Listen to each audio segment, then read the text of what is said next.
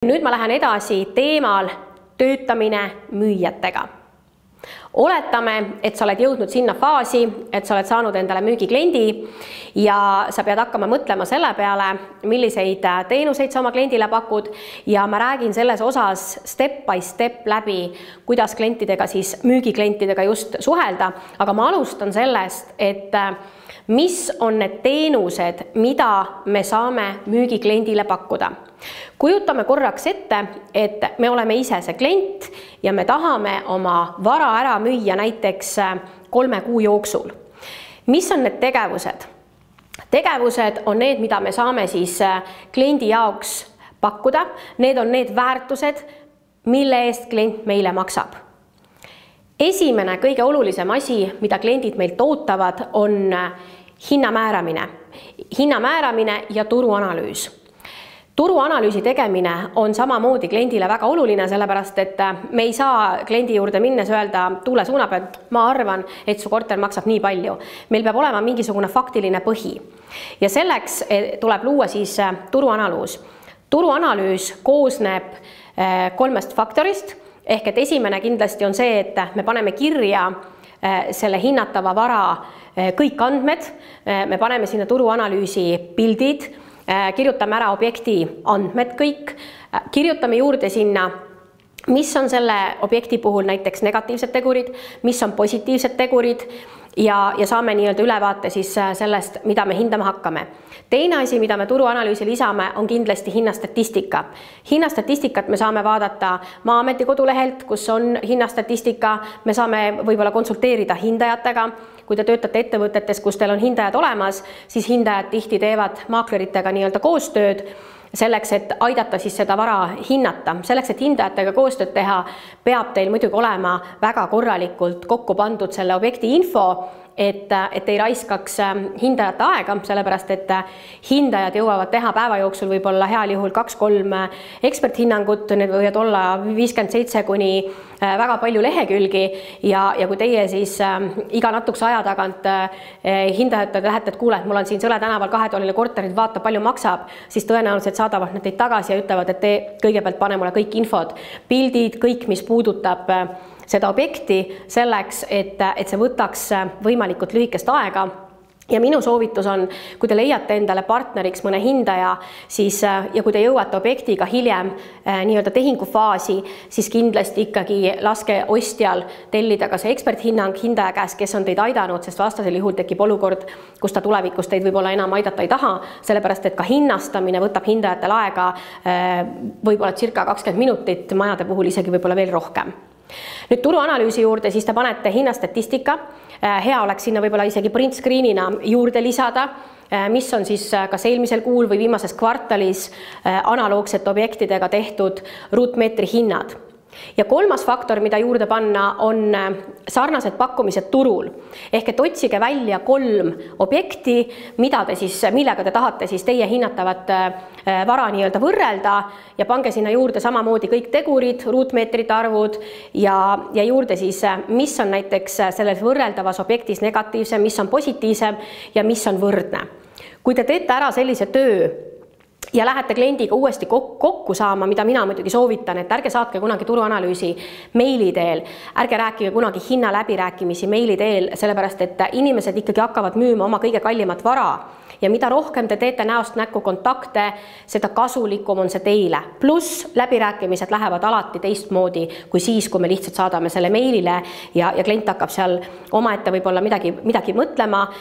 Nagu ma olen öelnud ka, siis müüja müüb alati emotsiooni, ostja ostab kinnisvara ja sealt tekivad need hinnakäärid ja kui te seal vastas ei ole, aidates siis kliendil aru saada, miks mingisugused tegurid või faktorid on nii, nagu sa rääkisid ja milline siis võiks olla see soovituslik hind ja turuanalüüsi lõppu võiks siis lisada kokkuvõtte sellest siis, kui palju näiteks korterid on antud hinnaklassis praegu teatud piirkonnas müügis ja mis on see hind, millega sina soovitad seda müüki alustada.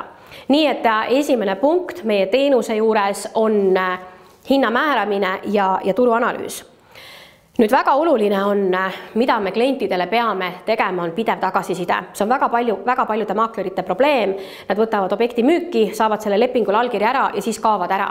ja siis kliendil jääb selline tunne, et esiteks ta ei tea, kas sa teed tema jaoks midagi, või teine asi on see, et kui te hinnastasitegi selle objekti võib-olla 5% üle turuhinna ja sa ei ole mitu kuud taga ühendust võtnud, ehk et sul ei ole anda talle nagu mingit tagasisidet selle peale, et võib-olla tuleks seda hinda langetada, kui sul nagu fakte ei ole ja sa lihtsalt lähed 2-3 kuu pärast sinna, ütled, et kuule, et ma arvan, et peaks hinda langetama, siis kliendil võib tekkida küsimus, aga mille baasil ma seda teen, nii et pidev tagasiside oma tegevustest ja nii-öelda tagasiside raport on väga oluline, mitte ainult hinna poole pealt, vaid näidates ka oma tegevusi, mida sa siis teatud ajahetkel teed, me tuleme selle juurde pärast tagasi ka veel.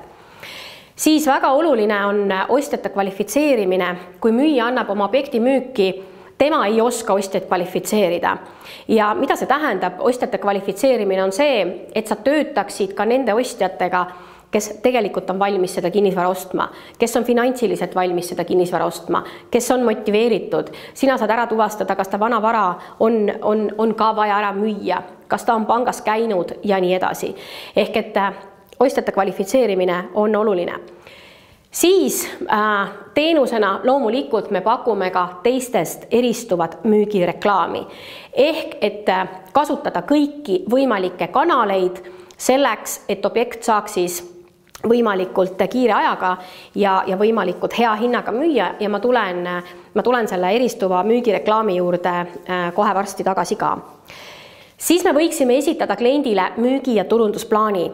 Väga paljud maaklerid seda ei tee, sellepärast, et neil ei ole teadmisi, võib-olla on kogu aeg kiire, midagi kogu aeg toimub, aga samal ajal see müügiturundusplaan annab sellele kliendile ka sellise ette teatud ajagraafiku, millal midagi juhtub, näiteks kui te tellite profifotod, teil läheb selle jaoks aega, profifotograaf tuleb kohale, teeb pildid ära, siis ta töötleb neid pilte ja selleks võib-olla kulub 2-3 päeva.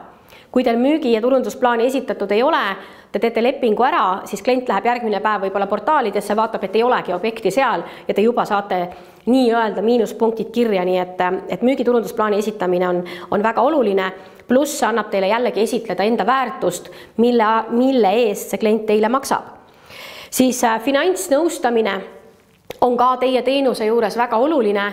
Jällegi väga paljudes suurtes firmades on näiteks pankadega koostöö, mis tähendab seda, et kui teie võtate selle kliendi vara müüki, siis boonusena need ostjad saavad näiteks lepingutasu soodustust, võib-olla nad saavad eksperthinnangu soodustust. Teie oskate ära kvalifitseerida selle kliendi näiteks selle läbi, kas ta on ettevõtja, kas ta on riigitöötaja, kuidas ta nii-öelda palk laekub, kas ta maksab endale dividende, sellepärast et teie jaoks on see oluline teada, kuna te saate soovitada seda klienti näiteks erinevatesse pankadesse. Noh, on ka olemas, kui näiteks võib-olla mõnel juhul inimesel ei ole praegu võib-olla palka, aga ta hakkab endale seda nii-öelda maksma ja siis tal võtab ka ju ajaliselt see aega, et jõuda sinnamaani, et pangast üldse finantseerimist saada. Nii et finantsnõustamine on väga oluline. Loomulikult juriidika ja dokumentatsioon. Teie asi on selgeks teha, kas selle objektiga on kõik dokumendid korras, kui näiteks on tehtud mingid juurdeehitused või on korterites näiteks seinad maha võetud, kas see on seaduslikult tehtud, kas parkimiskohad on seal lihtsalt nii-öelda jutuna kuuluvad juurde või nad on notariaalselt kinnitatud korteri omandina, täpselt sama seis panipaikadega, vaadata üle, kas majadel on kasutusluba ja vaadata, kas näiteks servituudid on seatud ja nii edasi, ehk et dokumentatsioon ja juriidika käib samamoodi maakleri teenuse juurde, mida me siis oma klientidele pakume. Järgmine väga-väga oluline punkt on läbirääkimisoskused. Läbirääkimisoskused on maakleri igapäevane töö ja kui näiteks teie müüte korterit ja ostja tuleb, teeb mingisuguse pakkumise, võib-olla see pakkumine on liiga madal, võib-olla on seal mingisugused muud tehnilised asjad, mida on vaja läbi rääkida, et teie olete need, kes siis tegelikult vahendab seda infot ja üldse oleks tegelikult väga hea, kui ostjad ja müüjad ei kohtuks ennem kui notaris. ja seda seetõttu, et jällegi müüja müüb emotsiooni, ostja ostab alles endale kinnisvara ja seal võib tulla igasuguseid hinnakääre, seal võib tekkida ka rahvuslikke erinevusi, seal võib tekkida olukord, et näiteks ostja tuleb seda kinnisvara vaatama, võib-olla ta ütleb midagi sellist, mis müüjale ei meeldi või ta lihtsalt müüjale ei meeldi. Aga tegelikult on ta täiesti potentsiaalne klient olemas tehingusse minna, aga müüa mingisugusel emotsionaalsel põhjusel ütleb, et ai, ma tal ei müü.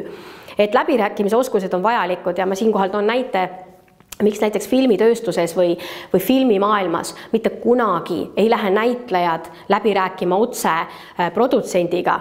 Sellepärast, et me teame, et filmi nii-öelda staarid võivad olla kohati ka väga sellised enesekindlad tiivad ja kui nad hakkavad võib-olla väga emotsionaalselt oma nõudmisi esitama ja produtsent sellega nõus ei ole, siis võib juhtuda, et kogu film jääb katki, kui see on üles ehitatud nii-öelda ühe näitleja karakteri peale. Ja selleks on vahel managerid. Managerid on need, kes aitavad siis nii-öelda neid läbirääkimisi pidada ja kinnisvaratehingutes me saame tuua täpselt samasuguse paralleeli, et läbirääkimisoskusi on vaja ja siinkohal jälle näide, et mul tuli koolitusele üks inimene, kes otsis endale maja ja ta helistas 18 maaklerile, kes olid juba telefoni teel nõus hinda alla laskma, ilma et see ostja tegelikult oli seda vara nii-öelda müünud. Ehk et see ei ole kindlasti täna see, mida mina koolitan, et esimene asi on ikkagi klient vaatab ära ja siis me hakkame läbirääkimisi pidama, nii et läbirääkimise oskused väga olulised. Veel, miks väga tihti inimesed ju nii-öelda kasutavad meie teenuseid, on sellepärast, et me töötame kolleegidega. Me töötame suurtes ettevõtetes, kus meil on juba kolleegid, kellel võib juba olla ostja või huviline sellele sinu müüdavale varale. Ehk et reklaam kolleegide seas kiire ostja leidmiseks ja siinkohal ma nii-öelda soovitan ka, et alati tehke teiste maakleritega koostööd.